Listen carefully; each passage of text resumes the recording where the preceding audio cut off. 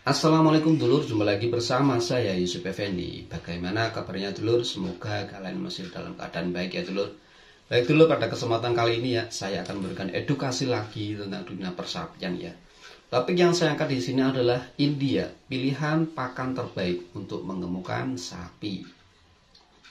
Tapi sebelum saya lanjut seperti biasa ya, saya menghimbau buat teman-teman yang belum subscribe ya, silahkan subscribe dulu.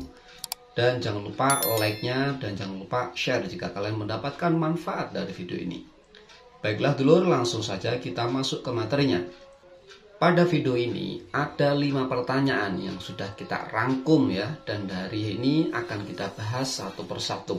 Semoga ini masalah bisa relate ya, atau nyambung dengan yang kalian hadapi. Mungkin kalau belum kalian hadapi, ini bisa menjadi bahan pengetahuan buat dulur semua. Baiklah dulu, langsung saja kita masuk ke pertanyaan yang pertama. Yang pertama, kalau ampas tahu disimpan sampai seminggu hingga agak bau tanpa difermentasi, itu apakah aman? Kita akan segera jawab ya dulu. Ampas tahu disimpan seminggu, ini sudah terjadi fermentasi alami. Di situ akan ada meningkat keasaman dan amonia. Maka ampas tahu yang terbiarkan membusuk karena pembusukan sendiri adalah proses kimiawi. Nah, kalau seminggu sudah busuk, sudah terjadi fermentasi alami, meskipun kita yang memfermentasikan, ini cenderung akan beresiko ketika kita berikan kepada sapi kita. Beresikonya seperti apa? Yaitu bisa menyebabkan 2 hal.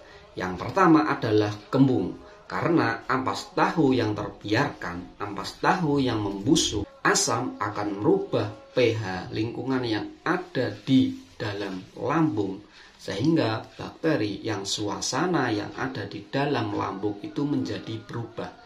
Dan dari yang semula itu pH-nya netral atau mendekati basah menjadi asam, sehingga bakteri yang mengurai gas itu akan mati atau berkurang, sehingga akan terbentuk gas dan kembung. Ini sangat beresiko. Itu yang pertama ya dulur. Resiko yang kedua adalah terbentuknya atau terjadinya asidosis. Makanan yang masuk mengandung asam.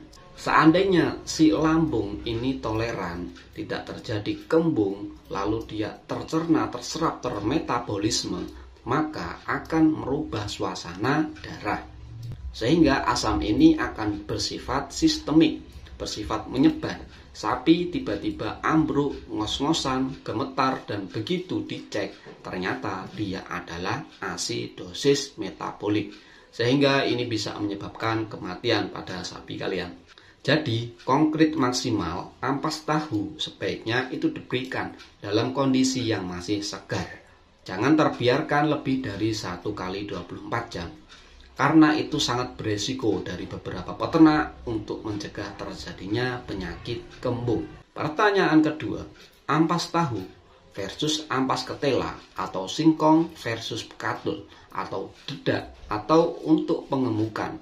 Ini lebih bagus mana dari beberapa pilihan yang saya sampaikan tadi? Beberapa bahan ini memiliki karakteristik nutrisi dan komposisi yang berbeda-beda. Tetapi bila saya ditanya, saya akan menjawab sama saja. Mereka memiliki fungsi pakan pelengkap, di mana hijauan itu tetap sebagai bahan pokok. Ditambah ampas tahu atau ampas singkong, ketela, atau dedak. Ini berfungsi adalah sebagai penambah pakan, sehingga dia cepat menjadi gemuk. Yang paling penting adalah proporsi pemberian antara hijauan dan comboran. Kalian tinggal dengan mengkalkulasikan mana yang paling mudah. Cuman di lapangan antara ampas tahu, ampas ketela, dan bekatul, mana yang lebih cepat ya? Jawabannya adalah di ampas tahu. Tetapi ini tidak mutlak ya, karena semuanya itu tergantung pada pengalaman di lapangan dan kombinasi hijauan serta bakat gemuk dari sapi yang digemukkan tersebut. Kita akan beralih ke pertanyaan yang ketiga, yaitu keuntungan kalau punya babon super jumbo sama kekurangannya dong. Nah, kita akan jawab ya dulur. Keuntungan kalau memiliki babon super ya, dia cenderung akan mencetak betina pedetan super juga. Yang kedua, tidak akan ada resiko mengalami distokia atau kesulitan melahirkan. dia sangat kecil sekali. Yang ketiga, tentu dipandang mata enak karena sapinya itu jumbo. Meskipun jumbo, dia juga bisa memproduksi pedet-pedet yang super. Sedangkan kekurangannya adalah dia sangat sensitif terhadap pakan.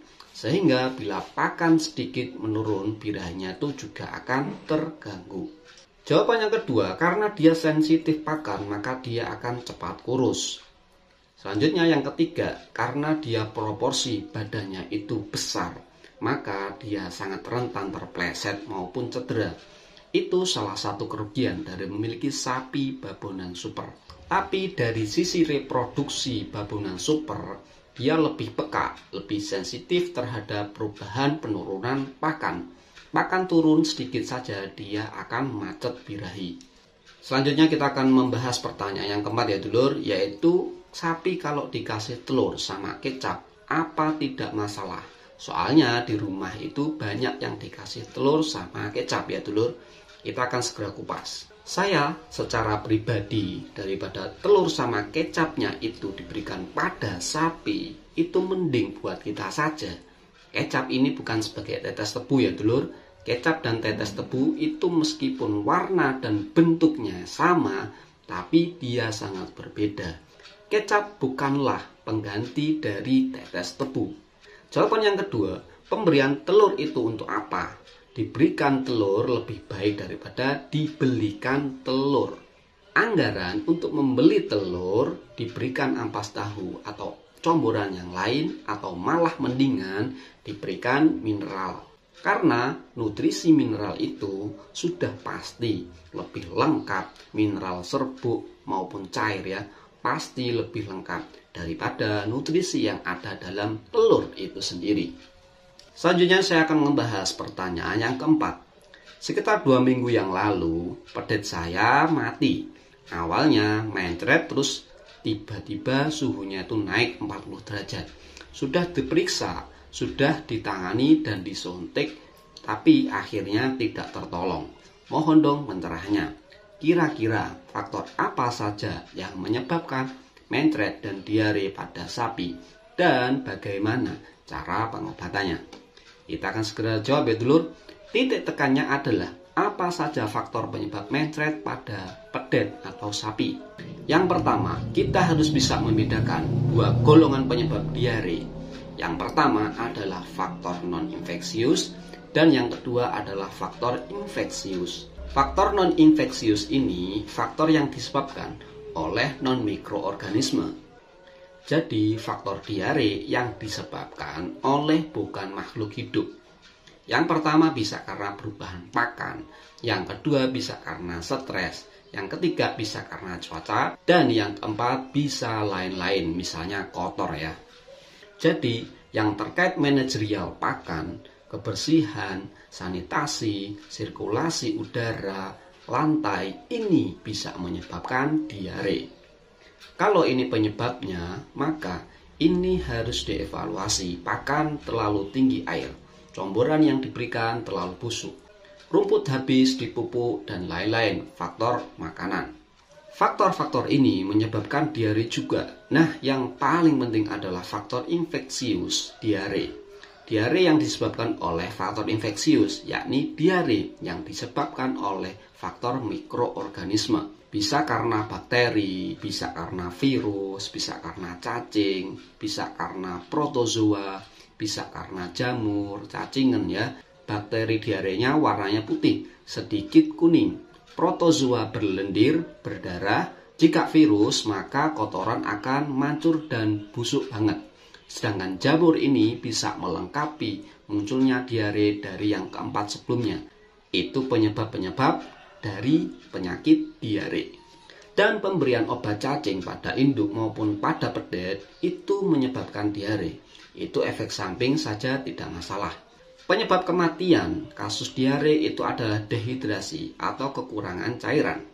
5% saja derajat dehidrasi pada pedet sudah membuat pedet itu oleng ya. Sehingga ketika sudah oleng, maka pedet akan ambruk dan nggak mau menyusu lagi kepada indukannya. Oke, bisa dipahami ya dulur sampai sini. Tetapi ada diare yang cukup mematikan, yaitu diare karena virus pada pedet. Pedet ini pasti akan mati. Sedikit banget yang bisa lolos. Diare ini disebabkan karena enterotoksin atau toksin di dalam racun di dalam usus yang dihasilkan oleh bakteri ini juga mematikan bagi pedet. Lalu pengobatannya atau solusinya itu gimana? Yang pertama, peternak wajib menjaga kebersihan kandang, pedet, dan indukan juga harus dikarantina. Yang kedua, pengobatan harus tepat. Pengobatan ini terkait dengan apa? Analisa. Kemanakah pendekatannya? Apakah ke virus, bakteria, protozoa, cacing, dan lain-lain. Ini pengobatan kausatif. Lalu pengobatan harus ada suportif diinfus, diberi fluid terapi, diberi cairan. Kalau kita minum oralit, kalau sapi bisa pedialit, renalit, dan lain-lain. Kematian pedet karena dehidrasi. Dehidrasi karena kekurangan cairan. Jadi pengobatan tidak hanya melulu tentang suntik, menjaga kebersihan, memberikan asupan ASI, memberikan infus, memberikan cairan tubuh, itu mutlak untuk diberikan. Dan pengobatan sampai sembuh atau harus dengan ikhlas. Jadi harus menjadi totalitas dalam melakukan pengobatan. Jangan dianggarkan terbatas. Ikuti saja instruksi dari dokter dan yang telah kalian diskusikan bersamanya. Pertanyaan yang kelima, sapi beranak dan pedet umur 4 bulan ya, tapi indukannya itu sama sekali belum birahi. Itu gimana penjelasannya? Oke dulur, kita akan segera jawab ya.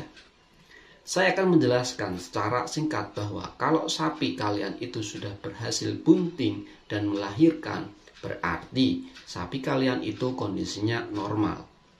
Lalu bagaimana cara menormalkan sapi kalian agar bisa birahi cepat? 60 hari sudah birahi, 90 hari sudah bunting, 1 bulan. Caranya adalah 14-20 hari setelah melahirkan, berikan obat cacing pada indukan kalian. Sesuai dosis, jangan ditakar dan jangan pelit. Yang kedua, karena si induk ini menyusui, maka porsi pakan wajib ditambah untuk hidupnya si induk sendiri dan untuk produksi susu. Jadi jangan pelit. Hijauan teruslah digenjot. Bila perlu tambahkan konsentrat, coboran atau pekatul atau ampas tahu. Selanjutnya yang keempat, bisa memberikan vitamin yang banyak mengandung ADE. Sebenarnya pasca melahirkan sebaiknya dilakukan injeksi postpartus, yakni injeksi setelah melahirkan yang tujuannya itu adalah mencegah infeksi lebih lanjut sehingga rahim segera pulih dan segera diinvolusi kembali kecil lagi dan bisa segera birahi. Dan cegah infeksi dengan postpartus, cegah cacingan dan kurus dengan obat cacing, cegah kurus macet hormonal dengan perbaikan nutrisi, berikan mineral, berikan vitamin. Kok masih belum berhasil? Maka perlu dievaluasi dari dokter setempat untuk melakukan pemeriksaan. Apakah ada masalah? Apakah ada infeksi yang berlanjut? Di situ nanti berdasarkan hasil pemeriksaan dari Pak Dokter. Baiklah dulur, gitu aja untuk sharing ya pada kesempatan kali ini. Semoga ada manfaat yang bisa diambil. Seperti biasa, saya sebelum tutup jangan lupa ya like-nya jika kalian suka video ini, dan dislike aja jika kalian tidak suka video ini, dan jangan lupa subscribe ya dulur. Oke dulur, gitu aja saya akhiri. Assalamualaikum. Bye bye.